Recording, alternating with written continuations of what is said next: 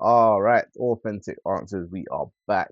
Joyce Mayer, Quiet Times with God, 365 daily inspirations. Hopefully, this could help you the way that it helped me, and we can go on this journey together. If you are new to the channel, please make sure that you like, comment, most importantly, subscribe. Set your notification bell on. Hopefully, get these videos out at 5 o'clock.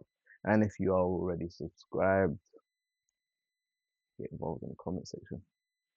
Let me hear your thoughts. Today we are at day 91 and it is April the 1st.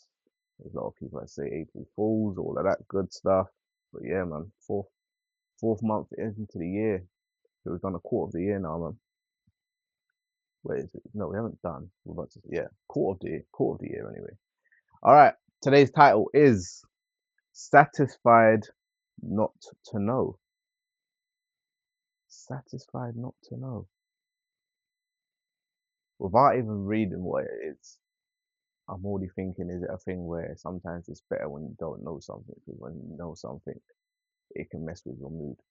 Like I've always been a person where I've always felt like maybe I don't want to say like I'm mad smart, but you know when you're just a bit like you're aware of things, it can mess with your mind because you know what something is. Where if you're a bit, don't want to say, and I'm not gonna use the word dumb. You're a bit unaware of certain things. Things can't really affect you. But yeah, we'll read on and we'll see if that's what it is. Satisfied not to know. For I for I determined not to know anything among you except Jesus Christ and him crucified. 1 Corinthians 2:2. Okay, that clearly sounds like I was nowhere near what this actually is about then. Um, but yeah, man, let's read on. If we have no unanswered questions in our life, then there is no need for faith. Okay, maybe it is then. Maybe it is. We might say that faith often takes the place of answers. If we are wise, we will seek to know the world. If we are wise, we will seek to know the word, to know God and to know his will instead of endlessly seeking to know all the answers regarding our everyday circumstances.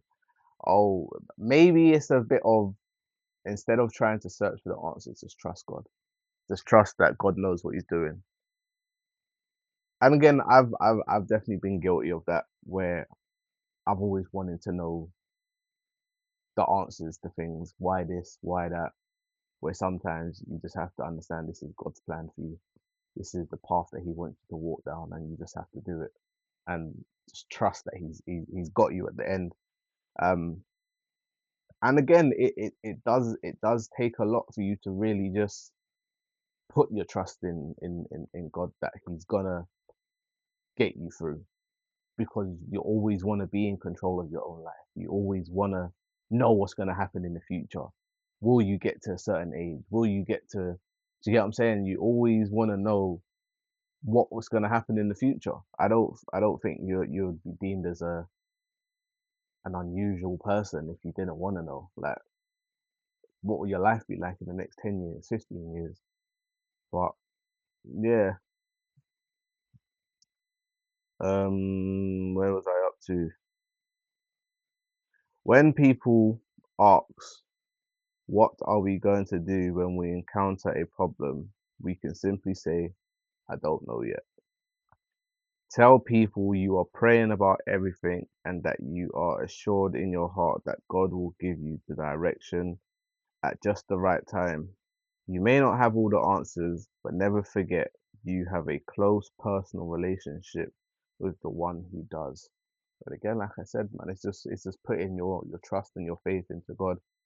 And again, I've always said it though, it's not a thing where I don't believe you can just say to yourself, okay, I'm just not gonna try and figure out certain things, but understanding that it's God's plan in it. It's the way that He wants your life to go. Um, with every problem that you probably encountered, what was the solution? How did you get through it? And I would probably say majority of the time, most people probably say they don't even know how, but deep down, it's God. Do you get what I'm saying? Like having those conversations with God, understanding that He's always listening, and even when things don't go your way, and that's the other thing as well, is like people can get disheartened when things don't go their way and they feel like maybe God's not listening. But He always is. He always is. You may not have all the answers, but never forget you have a close. Okay. Today's thought.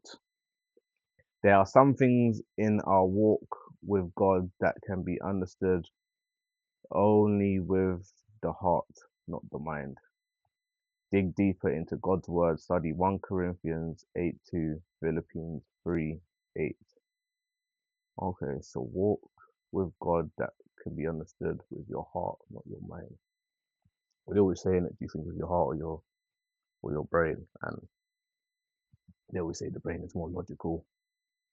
But I think in everything you have to you have to look at every situation differently and act accordingly and do things what suits your lifestyle and how you want to deal with things.